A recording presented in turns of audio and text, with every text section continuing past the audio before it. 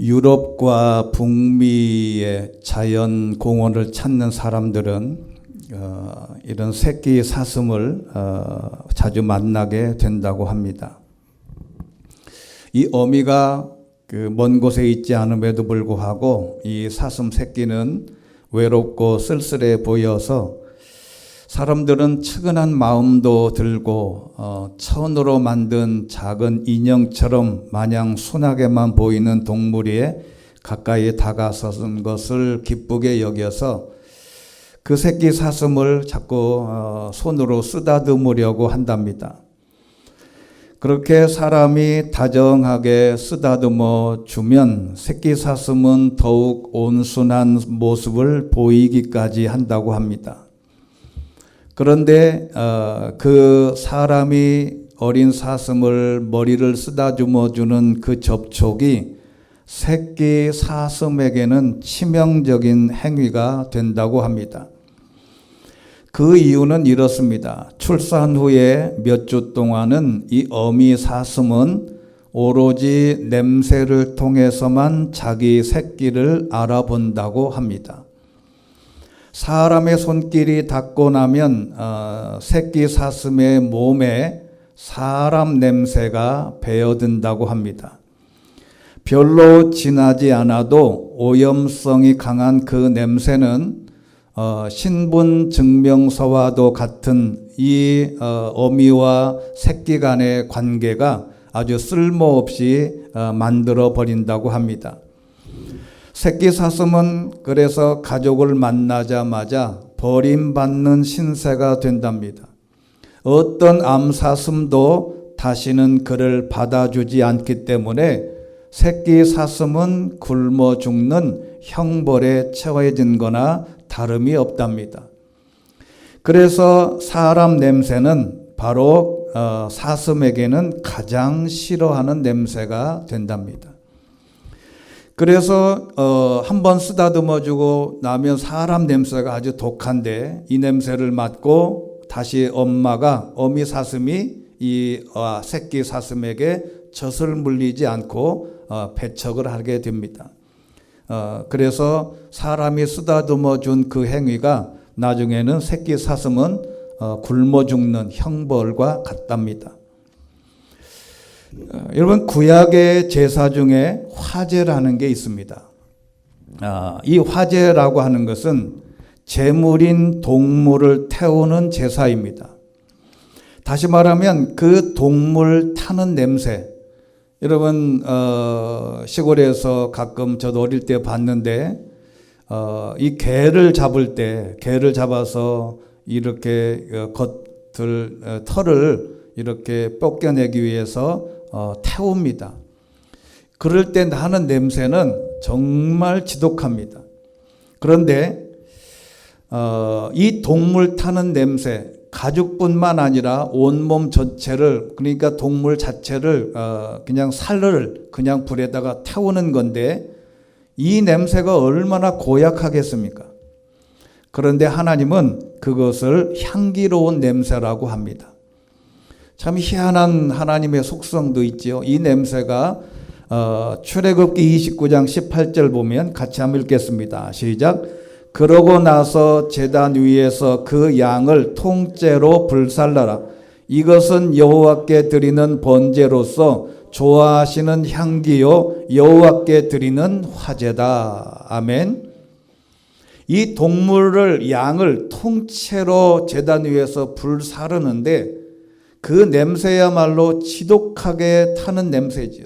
근데 하나님은 그 냄새가 향기랍니다. 이 개정판에는 향기로운 냄새라고 번역을 했는데 우리가 잘 알지만 사람 타는 냄새는 지독합니다. 양을 태우는 지독한 냄새가 하나님께 향기라고 했으니 이해가 가지를 않습니다. 제사에서 동물은 사람 대신 드려지는 제물인데요. 그 양과 염소가 타는 냄새를 하나님은 좋아하신다. 이 말씀은 곧 나를 태워야 한다는 말입니다. 내 자신을 태워야 한다는 게 어떻게 나를 태우느냐? 내가 하나님 앞에 내 몸을 불살라서 내 몸이 타는 냄새를 하나님 앞에 올려야 되는데 그러지 못하니까 양을 대신해서 하나님께 드리는 그 제물이 타는 냄새가 하나님께 향기라고 하면 우리는 여러 가지 방법으로 나를 태워야 하는 거죠. 나를 태운다는 것은 과연 어떻게 태우는 것일까? 여러 가지 의미가 참 많습니다. 우리가 바쁜 와중에도 주일날 이렇게 주일전에 오는 것도 엄격하게 말하면 나를 태우는 거죠. 나에게 있는 모든 것을 다 지워버리고 하나님과의 관계를 회복하라는 겁니다. 자, 그러면 하나님이 이렇게 지독하게 타는 동물 타는 냄새를 향기라고 했는데 하나님은 반대로 싫어하는 것도 있습니다. 하나님이 싫어하는 것은 과연 뭘까? 우리 삶에서 굳어버린 것, 딱딱하게 굳어져 있는 그 마음을 부드럽게 해야 된다는 것이 오늘에 있는 말씀의 핵심이에요. 우리가 이 세상을 신앙생활하면서 나에게서 제거해야 될 요소, 또 내가 하나님이 좋아하는 받으실 만한 향기로운 제물, 나를 태우는 방법이 뭐가 있을까? 첫 번째는 굳은 마음을 제거하라는 것입니다. 자, 오늘 본문 말씀 같이 한번 읽겠습니다. 영상에 있습니다. 시작. 내가 너희에게 새로운 마음을 주고 너희 안에 새로운 영을 줄 것이다. 내가 너희 육신으로부터 돌과 같이 굳은 마음을 없애고 너희에게 살처럼 부드러운 마음을 줄 것이다. 할렐루야. 여기 중요한 게 살처럼이라는 말이에요. 살처럼이라는 말은 그냥 우리의 몸뚱아리입니다. 이게 굉장한 의미가 있는데요.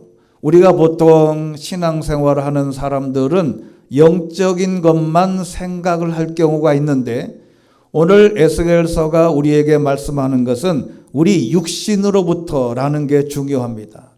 사람의 몸이 굉장한 이렇게 그래서 앞에 말씀드린 대로 내 몸을 육신을 확 태워버려야 되는데 그 육신으로부터 나오는 게 굉장히 복잡해요. 제가 늘 말씀드리지만 내 몸이 원하는 대로 하는 것은 다 죄입니다. 내 몸이 요구하는 대로 따라가는 것은 사실상 모두가 다 죄입니다. 내 몸이 하고 싶은 거 그거 따라가면 다 병 걸리고 문제가 생기고 아프고 이상해져요. 그러니까 내 몸이 하고 싶은 것으로부터 다 잘라내요. 내 몸을 완전히 불살라서 돌과 같이 굳은 마음을 제하여 버리고 라는 말은 쫓아버리다, 빗나가다 또는 방향을 바꾸어 들어가다 라는 뜻이랍니다. 돌과 같은 마음을 없애고 확 태워버려야 돼, 내 몸을. 그러니까 내 몸이 어떤 것도 주장할 수 없도록 내 몸이 온전히 하나님 앞에 드려야 된다는 것인데 에스겔서에도 여전히 계속 반복하는 겁니다. 에스겔서 11장 19절 말씀 시작. 내가 그들에게 한 마음을 주고 그들 속에 새로운 영을 불어 넣을 것이다. 내가 그들에게서 돌같이 굳은 마음을 제거하고 살같이 부드러운 마음을 줄 것이다. 할렐루야. 여러분, 사람이 마음이 딱딱한 사람이 있어요. 안 태워서 그래요. 까칠한 사람이 있어요. 안 태워서 그렇습니다. 사람이 좀 마음이 부드럽고 언어도 부드럽고 칼날이 없어야 돼요. 상처가 많아서 마음이 딱딱해지고 삐딱해지는 순간에 공격적이고 우리의 말투나 우리의 생각 모두가 다 공격적입니다. 세상의 모든 논리를 보면 알아요. 무조건 공격을 합니다. 가만히 있으면 되는데 자꾸 공격을 해요. 이게 뭐냐면 사람이 마음이 굳어져서 그렇습니다. 이 마음을 성령의 불로 녹여서 내 몸을 완전히 불태워서 내 몸이 무엇인가를 요구할 수 없을 정도로 만들어야 된다는 겁니다. 이렇게 하려면 어떻게 해야 되냐? 바로 이것은 하나님의 은혜를 받는 방법 이외에는 없습니다. 하나님의 은혜를 받아서 내가 얼마나 죄인인 것을 깨닫고 하나님과의 관계에서 내가 하나님의 사랑에 받을 수 없는 사람이지만 하나님의 사랑을 받았다는 이 은혜를 받는 방법, 그리고 두 번째는 여호와를 항상 경외하는 겁니다. 잠언 28장 14절 말씀 같이 읽습니다. 시작. 여호와를 항상 경외하는 사람은 복을 받지만 마음이 완고한 사람은 고난에 빠진다. 아멘. 여기 완고라고 하는 말은 이 개역개정판에는 강팍이라고 번역을 했어요. 근데 사실 이 강팍이라는 말은 발음하기도 힘들어요. 강팍이 아니라 강팍입니다. 사람이 강팍하는 사람은 난폭하고 거칠다는 뜻인데, 여러분 거친 사람이 성공한다는 세상 논리와는 다릅니다. 완고하고 강팍하고 사나운 사람은 고난에 빠집니다. 여러분 살인자를 면담한 그 유명한 이렇게 유튜브에도 올라오는 그 우리나라 장로님 한 분 계시죠? 교도소에서 근무했던 그분들이 살인자를 만나면 살인자가 굉장히 포악하고 뿔도 두 개고 그냥 뭐 성질도 더럽게 생길 것 같은데 아니라는 거예요. 살인자를 만나면 다 양같이 온순하고 어떻게 저 사람이 사람을 4명씩이나 죽였을까? 근데 왜 그런가를 봤더니 순간적인 화를 참지 못해서 폭발할 때 이게 사람을 살인하되더라고요. 순간적으로 그 굳은 마음이 날카롭게 돼서 강팍하게 돼서 그것 때문에 순간의 감정을 컨트롤 못해서 그런 거예요.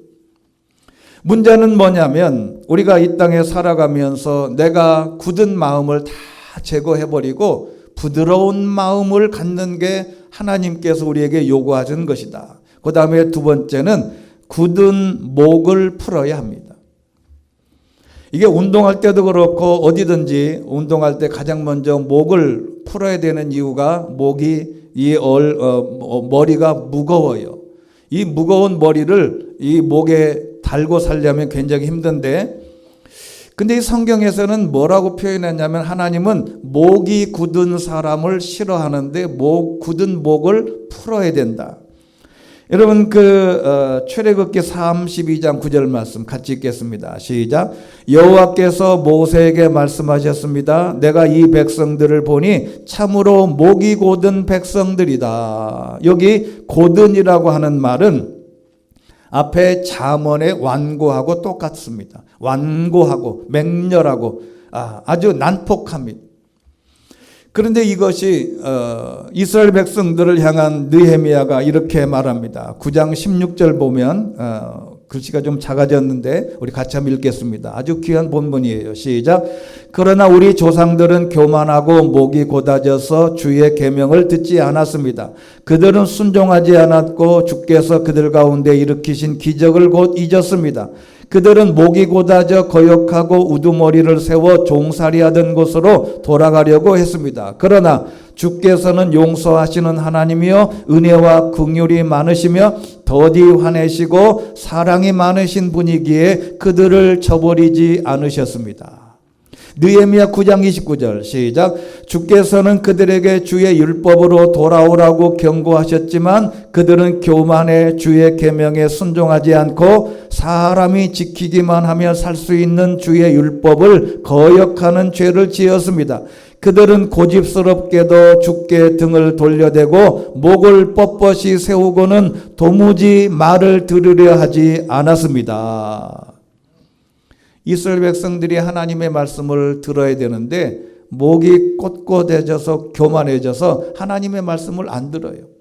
들어와서 지키기만 하면 살 수 있는 주의 율법을, 하나님의 법을 안 지킨다.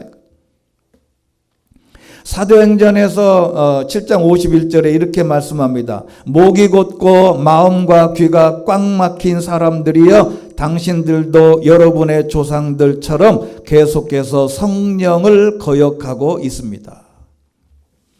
잠언 29장 1절 말씀 같이 한번 밑에 있는 파란색 글씨 시작. 여러 번 꾸짖어도 자기 고집만 부리는 사람은 갑자기 멸망하되 결코 회복되지 못할 것이다. 아멘. 이 말씀들을 종합해 보면 두 가지입니다. 목이 곧았다고 하는 것은 첫 번째는 하나님의 말씀에 순종하지 않은 거예요. 하나님의 말씀을 별거 아니라고 생각을 한 겁니다. 그리고 또 하나는 교만입니다. 여러분, 우리가 가끔 교만이라고 하는 게 진짜 말 그대로 목이 뻣뻣하고 아주 이 사람은 아주 거만하다, 그런 교만이 아니에요. 여기서의 교만은 뭐냐면 하나님이 필요 없다고 하는 사람들이 진짜 교만이라. 하나님이 필요 없어, 내 마음대로 할 수 있다라는 게 교만입니다. 세상 사람들이, 많은 사람들이 말을 합니다. 나는 교만하지 않아. 그런데 가장 교만한 건 뭐냐면 하나님이 필요 없다고 하는 사람이에요. 이게 가장 큰 교만입니다. 이러한 교만과 이러한 순종하지 못함에서 우리의 목을 다 부드럽게 다 풀어내야 합니다. 그리고 세 번째는 사악한 자의 길에서 벗어나야 합니다. 자, 오늘 사악한 자의 길은 다른 성경에는 딱딱하고 굳은 길이다, 이렇게 말합니다. 말하면 사악한 사람은 길이 딱딱해져요. 자, 그 예가 잠언 13장 15절 말씀입니다. 같이 읽겠습니다. 시작.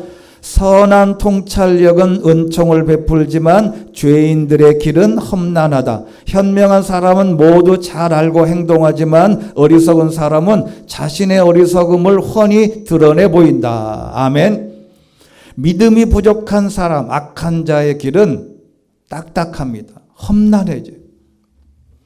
그것은 술수를 쓰는 자는 길이 험난해요.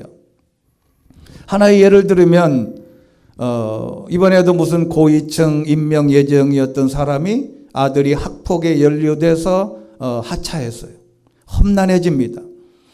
불타는 트롯이라고 하는 프로그램이 있어요. 1위로 예상했던 황모 씨가 학폭, 문신, 폭력 전과가 알려져서 중도에 탈락했습니다.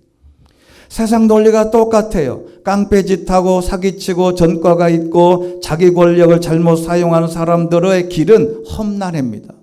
그게 최고의 권력자이든 CEO든 정치인이든 기업가든 일반 시민이든 그 어떤 사람이든 죄를 짓고 나면 그 길이 험난해져요. 이게 하나님의 말씀입니다. 그런데 이 모든 험난한 길에서 벗어나려면 어떻게 해야 되냐? 선한 통찰력이 없어서 그런데 선한 통찰력은 어디서 오냐? 이것은 하나님의 말씀에 이미 다 있습니다.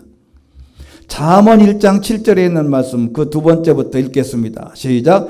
여호와를 두려워하며 섬기는 것이 지식의 시작인데 어리석은 사람들은 지혜와 교훈을 가볍게 여긴다. 할렐루야. 여러분, 그 선한 통찰력을 갖기 위해서는 험난한 길로 가지 않으려면 여호와를 경외하고 두려워하고 섬기고 지혜와 교훈을 가볍게 여기지 않고 그 길로 가면 그 길이 평탄해지고 행복해진다는 것이죠. 로마서 1장 28절에도 이렇게 말씀합니다. 시작. 더구나 그들이 하나님을 아는 지식을 하찮게 여김으로 하나님께서는 그들을 타락한 마음대로 내버려 두셔서 합당치 못한 일을 하게 하셨습니다. 아멘. 개역개정판에는 하나님 두기를 싫어하며 이 구절을 하찮게 여긴다. 하나님의 말씀을 하찮게 여기거나 하나님 두기를 마음에 싫어하는 사람들이 행동하고 난 다음에 죄를 짓고 난 다음에 길들이 험난해져요. 그래서 전도서 12장 13절 마지막 결론에 솔로몬이 이렇게 말합니다. 시작. 모든 것의 결론은 이것이다. 하나님을 경외하고 그분의 계명을 지켜라. 이것이 사람의 본분이다. 할렐루야. 이 솔로몬이 인생을 헛되다고 말하면서 자신의 모든 결론입니다.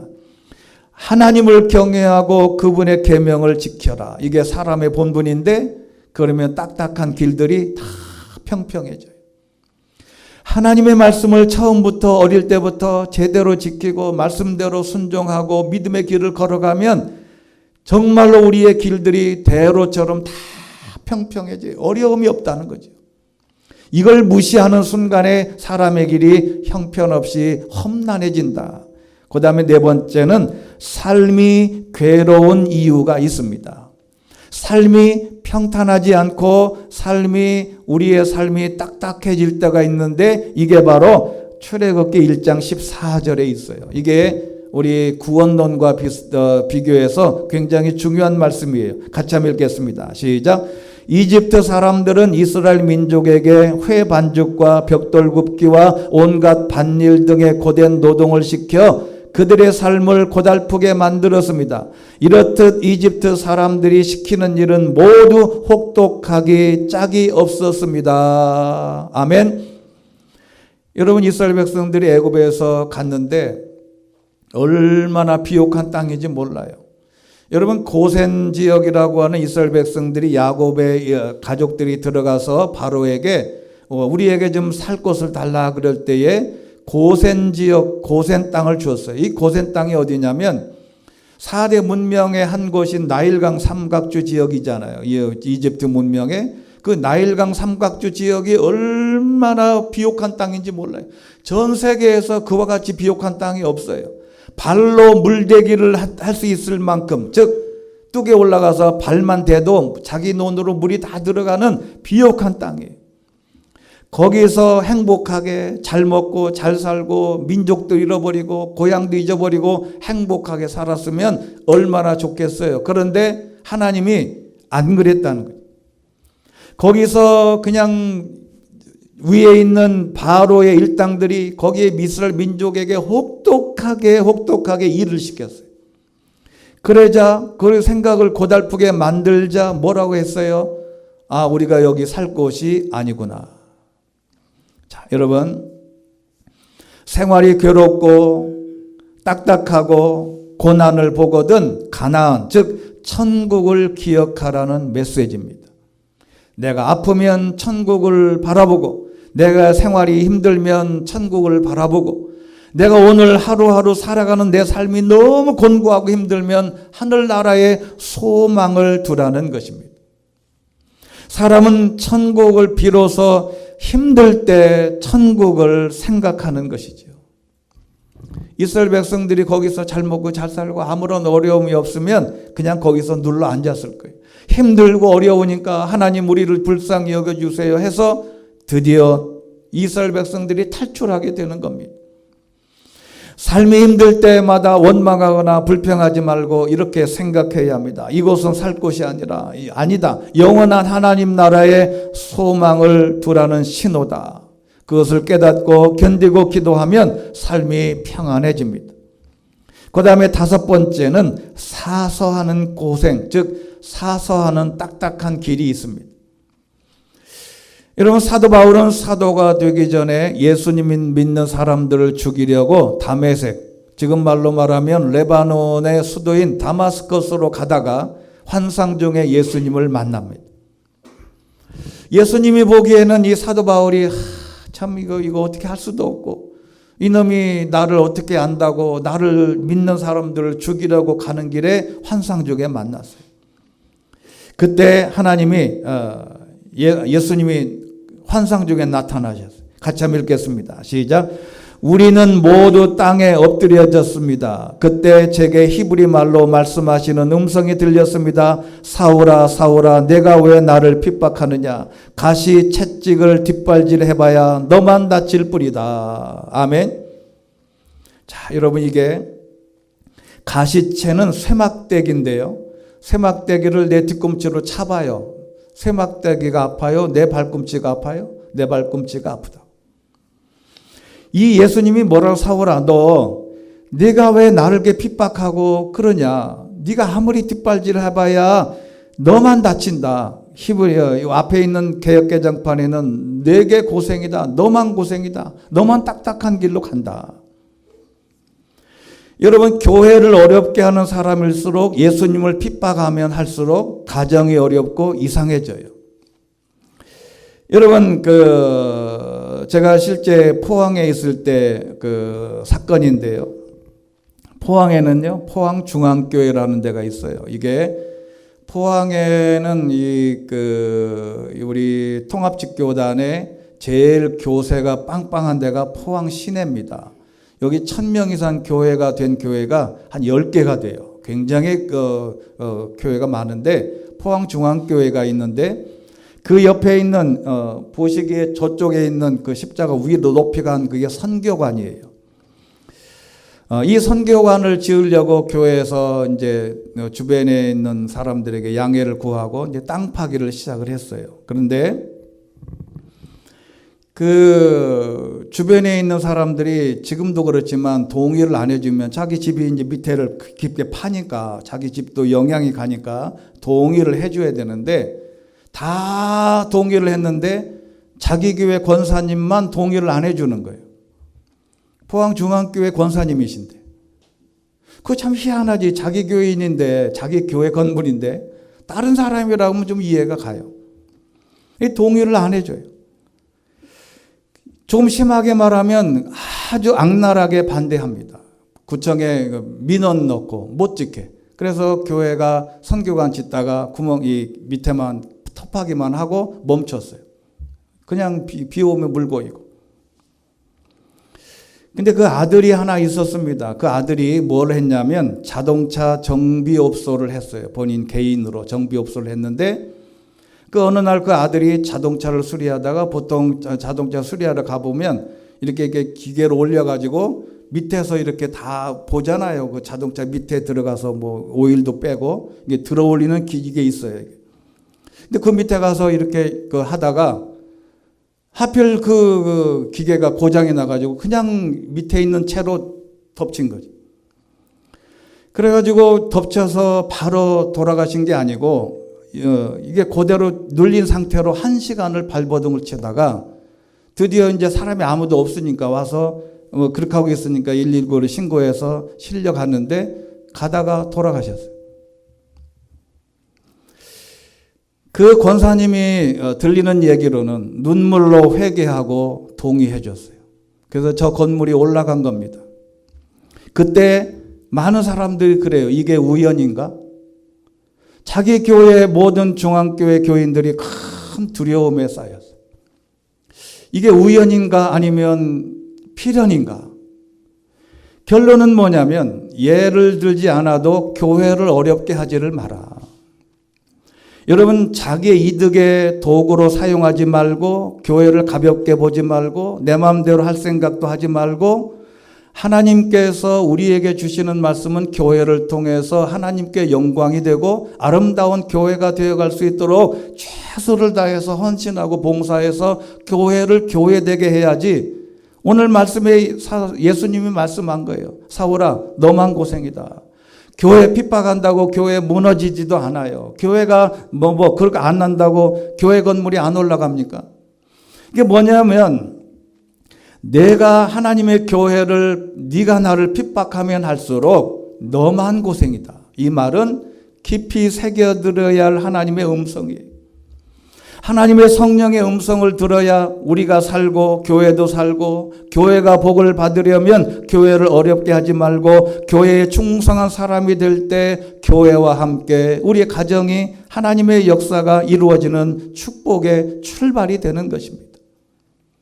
하나님의 교회를 하나님의 교회답게 교회에 말없이 충성하고 봉사해 보십시오. 그러면 이게 할 때는 별거 아닌 것 같은데 결론적으로는 그것 때문에 하나님께서 우리를 복주시는 하나님의 교회는 자기 몸이라고 했습니다. 하나님은 자기 몸을 위해서 잘 봉사하고 헌신하는 사람에게 주시는 하나님의 축복인 것을 잊지 말아야 됩니다. 사울에게 말한 것처럼 네가 교회 핍박하고 예수 믿는 사람을 죽여봐야 그게 다 끝난 것도 아니고 너만 고생이다.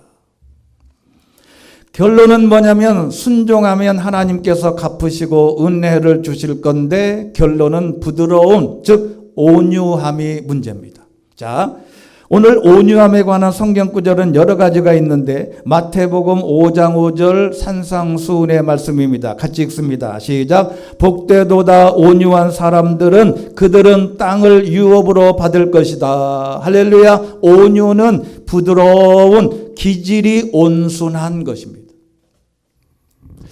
제가 늘 이 말씀을 할 때마다 기억나는 게 있어요. 옛날에 그 신동아라고 하는 잡지가 있습니다. 지금도 이렇게 두껍게 매월 나와요. 그 신동아에서 기자가 이런 한참 강남이 막 붐을 일으켰을 때 강남을 상징하는, 지금도 그래요. 강남에 사는 사람들은 우리나라의 탑에 있는 거의 부자들이 많잖아요. 서울대만 해도 이번에 들어간 인원을 계산해 보니까 47%가 강남 3구에서 들어갔어요. 오, 이건 뭐 그만큼 거기가 빵빵해. 근데 조사를 해봤어요. 인구 대비 어느 도 출신이 강남에 제일 많을까 조사를 해봤어요. 저도 그 기사를 보다가 깜짝 놀랐어요. 우리나라의 인구가 제일 많은 동네가 어디예요? 경상도가 제일 많습니다. 두 번째가 이제는 충청도인데 옛날에는 전라도가 많았어요. 그런데 지금은 세종시가 생겨서 역전됐어요. 인구가 이제 충청도가 많아요. 근데 그 당시에는 충청도 인구가 제일 작았어요. 그래서 조사를 다 해보니까 제가 언제 한번 말씀드린 적 있죠? 어느 도 출신이 제일 많더라고요? 충청도 사람이 제일 많았어요. 그래가지고 이 사람들이 기자들이 이걸 보고 도대체 이게 왜 그럴까? 충청도는 멍청도인데 이게 열방해 보이는데 이 사람들이 무슨 돈이 있어서 강남에 그렇게 많이 들어와 있을까? 결론이 그겁니다. 이 충청도 사람들은 말하자면 기업을 하거나 장사를 하거나 뭐를 할 때 어눌해 보여, 얼빵해 보여. 그럼 사람들이 신뢰가 안 되는 거예요. 이 사람 안 도와주면 안 될 것 같은, 아마 그런 그 개념으로 정리를 했어요. 제가 그 말씀을 기억하고 난 다음에 이 본문이 기억하는 거예요. 온유한 사람들은 땅을 유업으로 받는다. 이게 무슨 영적인 땅이 아니에요. 이게 어디 나오냐면 시편에 있는 말씀이에요. 같이 한번 읽겠습니다. 시작. 그러냐 온유한 사람들은 땅을 유산으로 얻을 것이고 큰 평화를 누리며 기뻐할 것입니다. 아멘. 뒤에 있는 큰 평화를 누리며 기뻐할 것이라는 것은 온유함에 비슷한 개념인데 어떻게 온유하면 땅을 유산으로 얻냐? 여러분 진짜 땅 부자가 되고 싶으면 온유하라는 거예요. 부드러워. 어디를 가든지 자기 감정이나 이런 거 노출하지 말고 부드러우면 그렇게 된다. 예수님도 이렇게 말씀하셨어요. 예수님이 본인을 향해서 나는 길이다, 진리다, 생명이다, 뭐 여러 가지 말씀하셨는데 이렇게 말씀하신 적도 있어요. 시작. 나는 마음이 온유하고 겸손하니 너희는 내 멍에를 메고 내게서 배우라. 그러면 너희의 영혼이 쉼을 얻을 것이다. 아멘. 예수님도 자기도 온유했다고 그랬어요. 이 온유하면 온순한 기질입니다. 마음이 온유해져서 이 사람하고 대화하면 헤어지기 싫고, 이 사람하고 대화하면 뭔가가 이 사람이 나를 해코지할 것 같지 않고, 이 사람하고 있으면 뭔가 마음이 편안해지는 거가 중요합니다. 그리고 갈라디아서 5장 22절에 있는 말씀은 성령의 9가지 열매잖아요. 9가지 열매 중에 8번째가 온유입니다. 이 온유는 똑같아요. 온순한 기질입니다. 결론은 오늘 말씀의 결론은 딱딱한 마음을 다 제해버리고 하나님이 부드러운 마음을 주신다고 하셨습니다. 신앙인은 결국 온유함, 부드러움, 겸손함이 생명입니다. 오늘 이 시간 이후로 저와 여러분도 온유하게 되시기를 주의 이름으로 축원합니다. 만나면 가시가 없고, 만나면 그냥 이 사람하고 있으면 내가 막 욕을 해도 이 사람은 전혀 대응할 것 같지 않는 그런 온유함이 필요하다는 거죠. 그래서 결론적으로 에스겔서 36장 26절 같이 읽고 말씀을 맺겠습니다. 시작. 내가 너희에게 새로운 마음을 주고 너희 안에 새로운 영을 줄 것이다. 내가 너희 육신으로부터 돌과 같이 굳은 마음을 없애고 너희에게 살처럼 부드러운 마음을 줄 것이다. 할렐루야. 성령을 통해서 은혜를 받고 하나님의 영을 통하여 부드러운 마음, 부드러운 기질을 회복하게 되시기를 주의 이름으로 축원합니다. 전능하시고 자비로우신 하나님 아버지, 세상이 악해져서 정말로 나도 같이 대응하지 않으면 세상 살아가기 힘들 만큼 힘들고 어려운 세상입니다. 직장 생활하거나 우리가 사람을 대하거나 적어도 사람과의 관계 속에서 살아갈 때 정말로 이해가 되지 않고 당할 때가 많고 정말로 내가 이 세상 살아가는 게 힘들다 여겨질 때가 많습니다. 그러나 하나님은 끊임없이 우리에게 부드러운 마음을 가지라고 말씀하시는 성령의 음성을 듣게 하여 주시옵소서. 예수님이 소유하셨던 그 부드러운 온유함, 자기를 십자가에 못 박으려고 쫓아오는 로마 군병들을 향하여 용서를 선포하고 저들을 위해서 기도했던 예수님의 온유함을 나도 본받게 도와 주시옵소서. 힘들고 어렵지만 은혜 받고 성령 충만해서 나도 예수님처럼 온유함으로 승진하고 승리하는 믿음의 사람들 되게 하여 주시옵소서. 예수 그리스도 이름으로 기도드리옵나이다. 아멘.